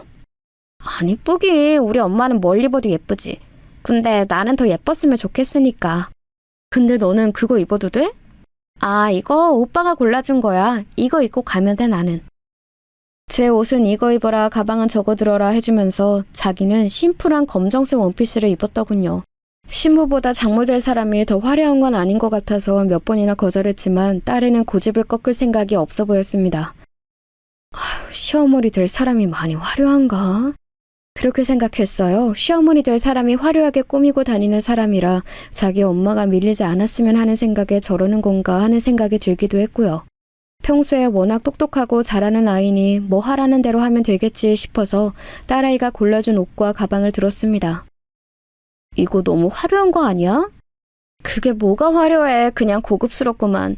엄마는 매일 너무 심플하게만 입고 다녀서 엄마 눈에는 그렇게 보이는 거야. 별로 안 화려해. 그치 아빠? 딸아이가 동의를 구하듯 남편에게 물었고 남편이 웃으며 대답했습니다. 그래, 안 화려해. 예뻐. 내가 예쁘면 되나? 신부 될 사람이 예뻐야지. 여전히 좀 마음에 안 들기는 했지만 이미 집을 나선 다음이었어요. 엄마, 너무 긴장하지 마. 너는 무슨 누가 할 말을 나한테 하고 있어. 네가 긴장하면 안 되지. 사실 저도 긴장이 되긴 했었거든요. 어떤 사람들인지도 모르고 딸아이의 시댁 식구들을 만나러 처음 나가는 자리니까 말입니다. 시간과 장소가 다가올수록 손이 긴장으로 손이 차가워지는지 느낌이 들었어요. 어떻게 알았는지 딸이 제 손을 꼭 잡아주더군요. 엄마, 긴장돼? 손이 엄청 차. 그러게, 이게 뭐라고 긴장이 되네. 좋은 사람들이어야 할 텐데. 우리 딸 가서 귀한 대접받고 살아야 하는데. 그렇게 계속 중얼거리니 딸이 제 마음을 다 안다는 듯 제 등을 쓰다듬더군요. 제가 딸에게 해줘야 할 행동인데 받고 있으니 미안했습니다. 하지만 너무 긴장이 됐어요. 그렇게 상견례 장소에 도착했습니다. 일행분들 먼저 와 계십니다. 아이고, 일찍 온다고 왔는데 더 일찍 오셨나 보네. 하며 안으로 들어가려고 하는데 딸아이가 제 손을 갑자기 또 잡아 세우더군요. 왜 그러냐는 얼굴로 딸아이를 돌아보니 아이가 어딘가 묘하게 굳은 얼굴로 서 있었습니다. 그냥 지나갈 수도 있었는데 나는 그럴 수가 없었어. 그니까 엄마, 미리 미안해. 뭘? 뭐가 미안해? 갑자기 얘가 무슨 뜬금없는 소리야. 딸아이가 작게 웃더군요. 그냥 다 엄마 너무 놀라지 말고. 뭘 놀라지 마? 일단 들어가자. 옆에 나랑 아빠가 있다는 거 잊으면 안 돼. 알겠지? 딸아이가 도대체 무슨 소리를 하는 건지 알 수가 없더군요. 그래서 남편을 보며 당신은 얘가 무슨 소리를 하는지 안 하는 얼굴로 바라보니 남편도 어깨를 으쓱하며 모르겠다는 표정을 지었습니다. 고개를 갸웃했어요. 이제 결혼할 때가 되니 온갖 감정이 다 드는 건가, 이제야 실감이 좀 나서 떨리는 건가 하는 생각을 하며 앞서 준비된 방안으로 걸음을 옮기고 있는 딸아이의 뒤를 따랐습니다. 예약해둔 룸이 열리고 딸아이가 들어섰어요. 딸이 꾸벅 고개를 숙이는 게 보였습니다. 그러고는 자리에서 일어나는 사람들이 보였어요. 사윗감으로 소개받았던 남자가 보이고 하나 있다던 여동생으로 보이는 여자가 보이고 딸아이의 시부모님이 될 사람들이 보였습니다. 안녕하세요. 저희가 좀 늦었네요. 죄송합니다. 아니요. 저희가 일찍 온 건데요. 어딘가 목소리가 낯익다고 그렇게 생각했습니다. 어디서 들었던 목소리더라 하는 생각을 하며 인사를 한다고 숙였던 고개를 들어 저에게 인사를 하는 중년의 노인을 바라봤습니다. 어? 목소리뿐 아니라 얼굴도 낯이 익다고 생각한 것도 잠시 누군지 단번에 알아볼 수 있었습니다. 당연하죠. 단 한 번도 잊어본 적이 없는 얼굴이었으니까요. 너... 제가 그렇게 말하니 상대방도 저를 빤히 보더군요. 그러고는 제가 누군지 알아본 듯 했습니다. 그렇지 않고서야 그렇게 표정이 확 굳을 리는 없었으니까요. 저는 그 자리에서 굳었어요. 몸도 머리도 다 굳었습니다. 다시 만날 거라고 한 번도 생각해 본 적이 없던 사람이었습니다. 더구나 이런 자리에서요? 더 말이 안 되죠. 정말 상상도 못했던 장소에서 상상도 못했던 사람을 만난 겁니다. 그것도 만나고 싶지 않은 사람을 말이죠. 너... 은희는 상당히 많이 당황한 것처럼 보였습니다. 왜 아니겠어요. 자기가 한 짓을 10분의 1이라도 기억하면 당황할 수밖에 없었겠죠. 그런 저희 두 사람을 보고 모두들 당황했습니다. 아는 사이인 것 같았으니까 말이죠. 두 분 아는 사이세요? 그러게, 당신 아는 분이셔? 남편이 저를 보며 물었고 은희는 당황하고 걱정스러운 얼굴로 저의 눈치를 살피더군요. 일단은 거기서 어떻게 할 수는 없어서 겨우겨우 호흡을 다스리며 제가 대답했습니다. 고등학교 때 같은 학교였어. 아, 동창분이셔? 세상에 이런 인연이. 은희는 놀라 보이는 것도 잠시 어느새 표정 관리가 다 되어 있더군요. 그리고는 어딘가 날카롭게 쏘아붙이듯 말을 했습니다. 아, 네가 우리 아들 장모 될 사람이야? 은희의 그 말투에 당황한 건 저뿐만이 아니었어요. 잠시나마 은희가 쥐구멍이라도 숨고 싶어 할 것 같다는 생각을 한 저도 상상과 다른 반응에 놀랐지만 딸아이의 남자친구가 특히 많이 당황한 것 같더군요. 엄마 왜 그래? 하는 소리가 작게 들리고 억지로 웃어 보이며 남편에게 말했습니다. 그러게요. 이거 엄청난 인연인데요? 그치 자기야? 자기는 알았어? 딸아이의 남자친구가 딸아이를 보며 분위기를 풀어보려는 듯 물었어요. 그제야 제가 정신이 들어 딸아이를 바라봤습니다. 그런데 딸아이의 표정이 어딘가 굳어 있었어요. 몸이 어딘가 불편한가 싶을 정도로 말이죠. 저만 그렇게 느낀 건 아닌 것 같더라고요. 자기 어디 안 좋아? 표정이 왜 그래? 어디가 안 좋네. 정말? 어디가? 너무 긴장해서 그런가? 아니, 그건 아니고 생각보다 더 뻔뻔하셔서 놀란 거예요, 지금. 어? 딸의 그 말에 모두 딸을 바라봤어요. 무엇보다 그 말을 하는 딸의 말투가 생전 처음 볼 정도로 차가웠습니다.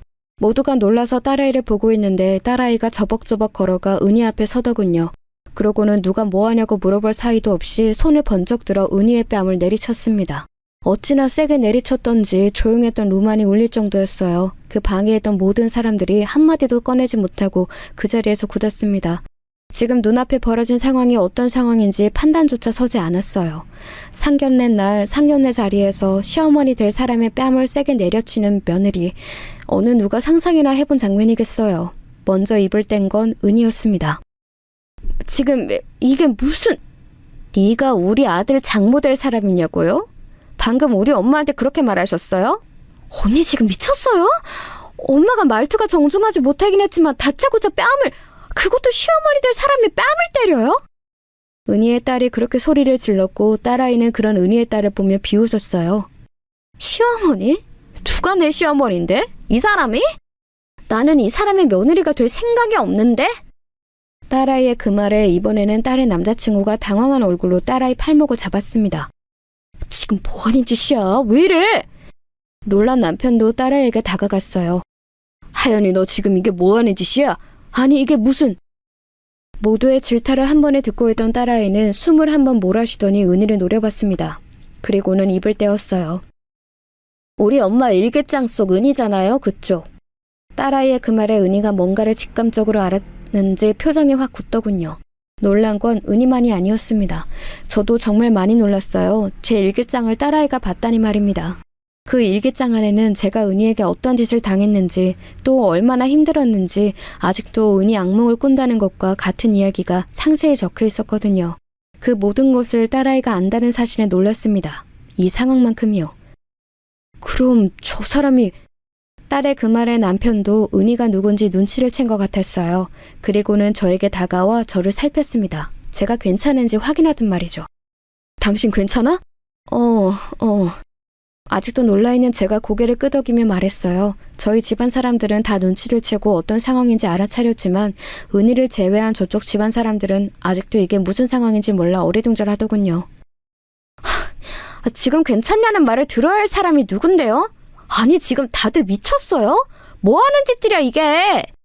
조용히 있어. 지금부터 다 말할 거니까. 아니 자기야. 나 당신 자기 아니니까 자기라는 소리 좀 그만 집어치우고. 딸의 그 살벌한 반응에 은희의 딸과 아들이 움찔 놀라더군요. 딸아이가 은희를 다시 한번 똑바로 노려보듯 바라봤습니다.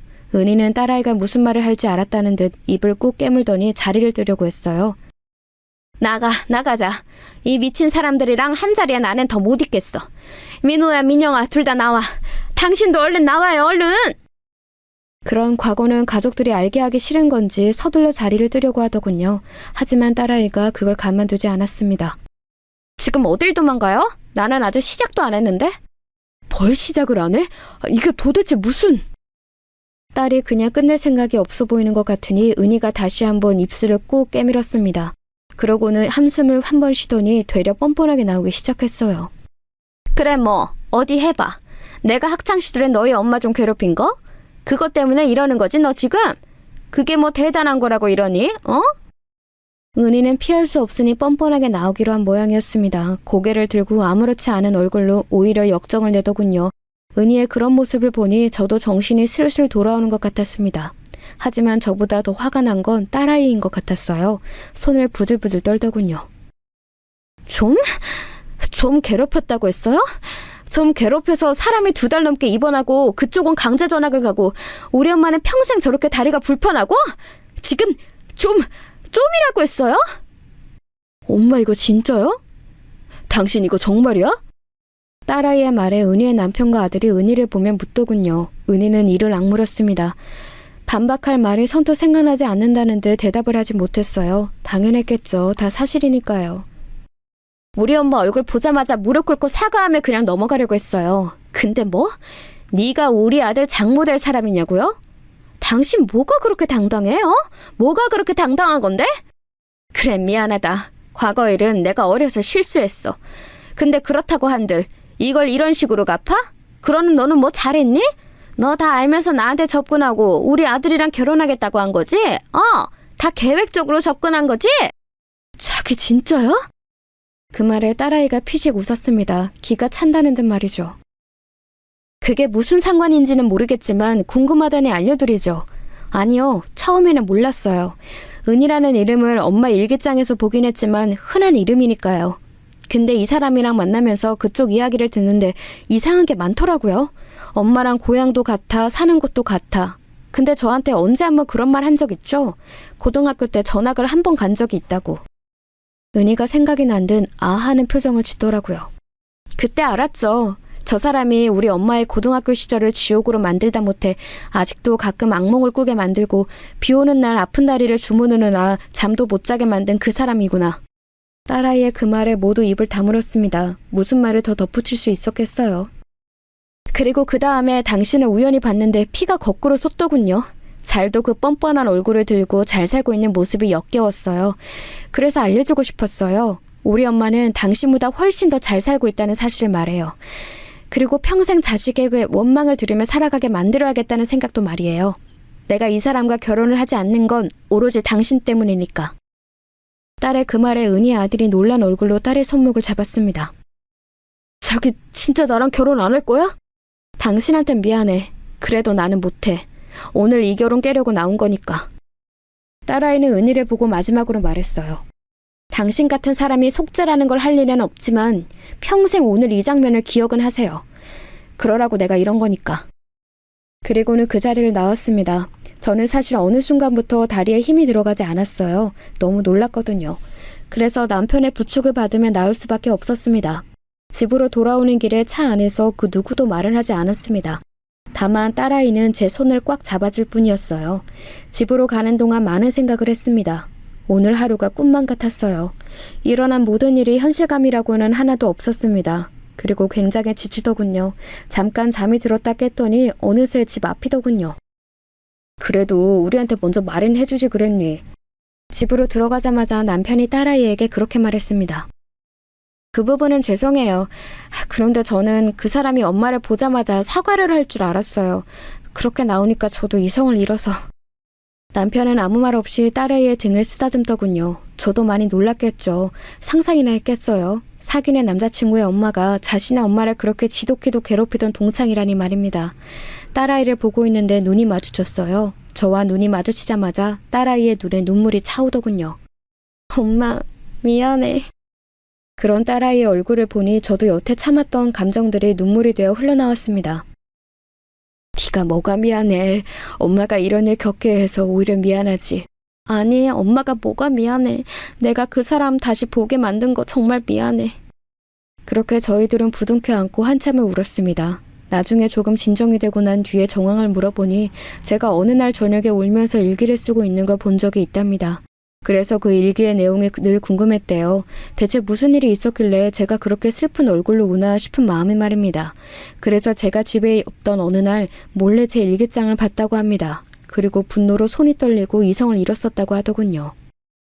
그래서 나한테도 한 번 이야기한 적 있어. 엄마 이런 일이 있었던 거 알고 있었냐고. 그런데 나도 대충은 알아도 그렇게 자세히는 몰랐으니까 나도 그때 두고 놀랐었지. 근데 엄마는 우리가 아는 것도 상처일 수 있으니까 모른 척하자고 우리가 더더 엄마한테 잘해주자고 했었어. 이야기를 듣고 보니 오늘 남편의 태도도 이해되더라고요. 그렇게 그 일은 끝나는 듯 했습니다.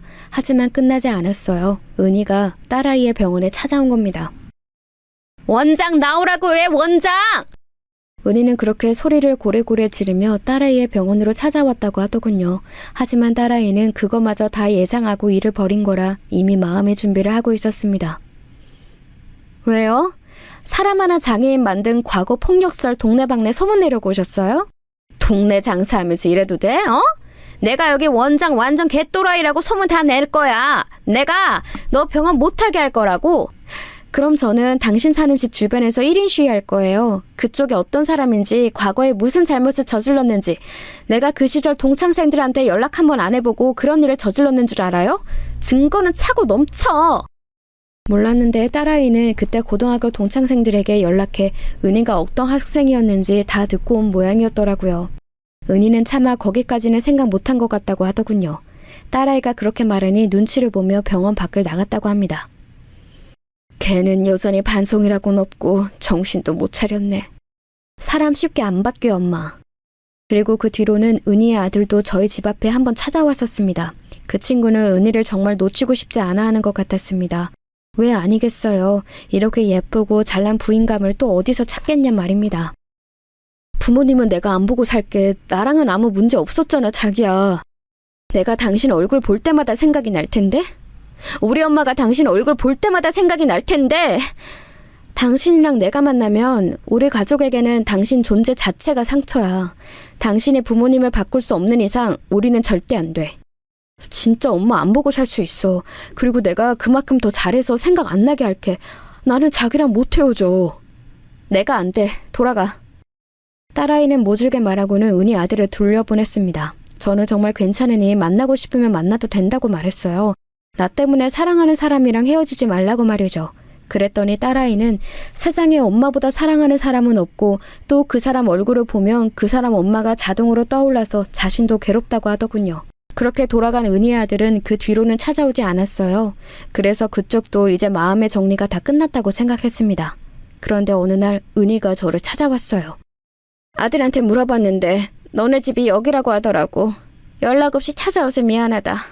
근데 연락하면 만나줄 것 같지는 않아서 그냥 왔어.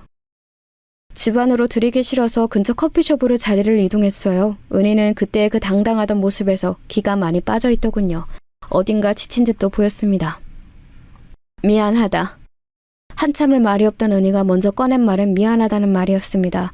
저는 아무 말 없이 그런 은희를 보고 있었어요. 사실 이렇게 마주보고 있는 것 자체도 힘들었거든요. 하연이한테 말 좀 해주라.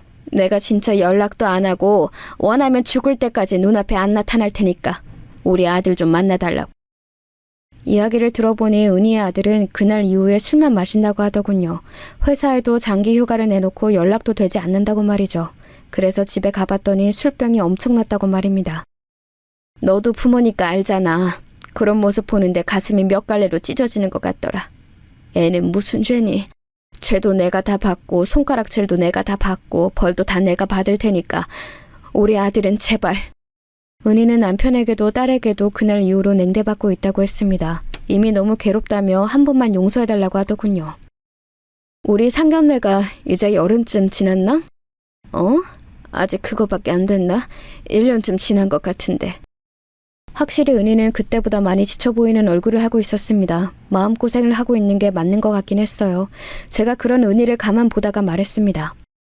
너는 고작 열흘로도 이렇게 힘들어? 나는 40년을 힘들어했는데. 그 말에 은희가 움찔하더니 저를 보더군요. 너는 지금 속으로도 이미 다 지난 일로 왜 이러냐고 생각하겠지. 결혼 잘하고 아이 잘 낳고 지금 잘 사고 있는데 뭐가 문제라 너를 그렇게 괴롭히냐고. 진짜 그렇게 생각하고 있는 게 맞았는지 은희는 아무 말도 하지 못했습니다. 하지만 나는 괜찮다가도 문득 그날이 떠오르며 식은땀이 흘렀어. 길 가다가 널 닮은 여자만 봐도 심장이 뛰었고 아직도 집에 아무도 없어도 문을 잠가놓고 옷을 갈아입어. 비가 오는 날에는 시린 다리를 하루 종일 주무르고 찜질을 해야 해. 나는 40년 동안 너 때문에 힘들었어.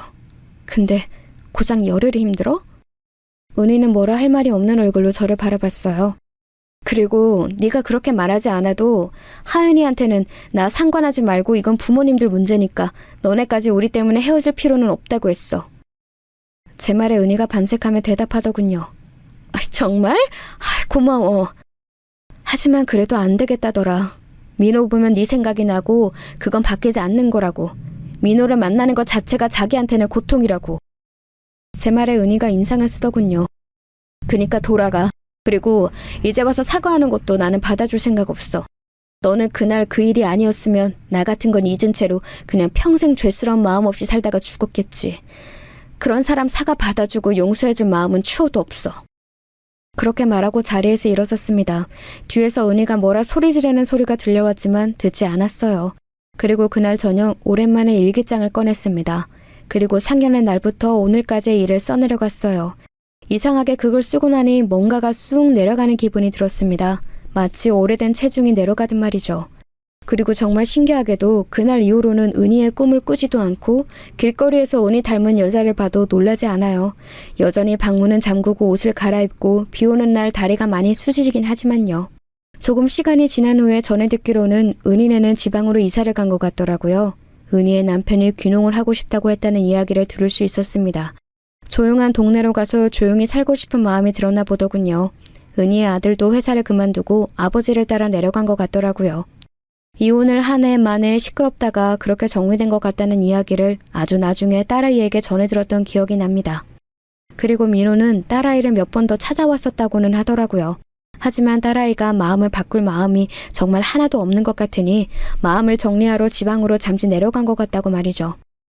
걱정하지 마. 그 사람은 하는 일이 원래 취직이 잘 되는 일이었어서 그렇게 쉬다 올라와도 금방 다시 일할 수 있어.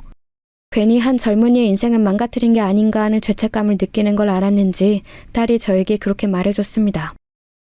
근데 너는 이런 소식을 다 어디서 듣는 거야? 아, 민영이가 한번 찾아왔었어. 은희의 딸이었습니다.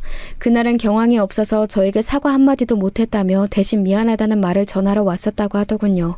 자기도 학창시절에 누군가에게 괴롭힘을 받아봐서 제 마음을 너무 잘 이해한다고요. 그래서 엄마 얼굴을 보기가 한동안 힘들었다고 말이죠.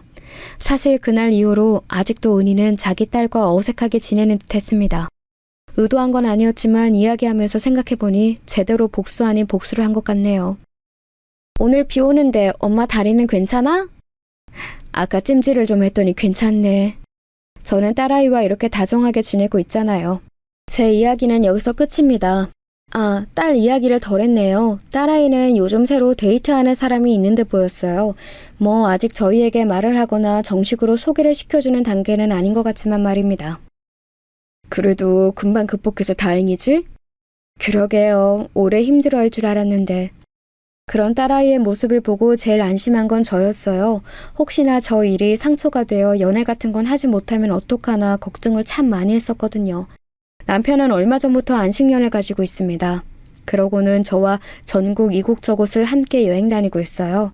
물론 제 다리가 불편해서 아주 힘들긴 하지만 언젠가 꼭 한번 해보고 싶던 일이라 끝까지 해보려고 합니다. 그리고 마지막 여행지는 제 고향이 되지 않을까 싶어요. 아픈 기억 때문에 그곳을 떠난 뒤 제대로 한 번도 가보지 못했거든요. 부모님도 그 동네가 아닌 다른 동네로 이사 가셔서 더 그랬습니다. 전에는 감히 가볼 엄두도 내지 못했는데 이제는 가볼 수 있을 것 같아요. 그런 마음이 들거든요. 오늘 여러분께 이야기를 하면서도 또 많이 치유된 것 같습니다. 긴 제 이야기 들어주셔서 감사합니다. 건강하세요.